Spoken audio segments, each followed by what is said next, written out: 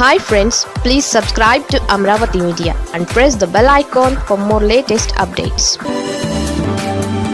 టీడీపీలో చేరినా ఫలితం లేదే. వైసీపీ వలస నేతల గగ్గోలు. అధికారానికి ఉన్న ఆకర్షణ దేనికి ఉండదు. అధికారం ఉంటే ఏమైనా చేసుకోవచ్చనే భావన. సమాజం దృష్టిలో పవర్ అంటే డబ్బు. డబ్బుకు లోకమే దాసోహమని పెద్దలు అన్నారు. అలాంటిది నాయకులు ఎంత? కూటమి ప్రభుత్వం ఏర్పడగానే వైసీపీకి చెందిన వివిధ స్థాయిల్లోని ప్రజాప్రతినిధులు అందులోకి వెళ్లారు. ఇప్పుడు అలాంటి వలస నేతలంతా అసంతృప్తిలో ఉన్నట్టు ప్రచారం జరుగుతోంది. ముఖ్యంగా టీడీపీలో ఎక్కువ మంది చేరారు. ఆ తర్వాత స్థానం జనసేనది. ఈ రెండు పార్టీలలో చేరిన వైసీపీ నాయకులకు కోరుకున్న పనులు జరగలేదు. దీంతో కులం చెడినా సుఖం లేదన్న అసంతృప్తిలో ఉన్నట్టు ప్రచారం జరుగుతోంది. మొదటి నుంచి టీడీపీ జనసేనలో ఉన్న నాయకులకే ప్రభుత్వంలో దిక్కులేదు.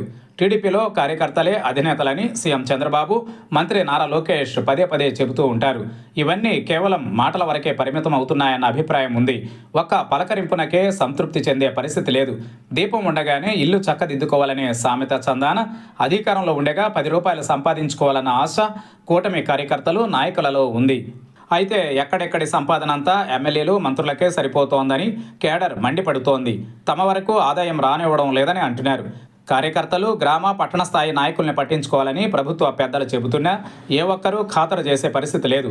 ఎన్నికలలో పెట్టిన ఖర్చు, అలాగే రాబోయే ఎన్నికలలో పెట్టడానికి అవసరమయ్యే డబ్బు సంపాదించుకోవాలి కదా అని పాలకులు ప్రశ్నిస్తున్నారు.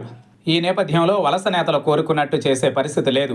అక్కడక్కడ చిన్న పనులు తప్ప లక్షలు కోట్ల రూపాయల ఆదాయం వచ్చే పనులను చేయడానికి ఏ ఒక్క ఎమ్మెల్యే మంత్రి సిద్ధంగా లేరు.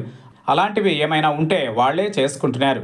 దీంతో అధికార పార్టీలోకి వెళితే ఏదో చేసుకోవచ్చని అనుకుని వెళ్ళిన వాళ్లకు నిరాశ తప్పడం లేదు.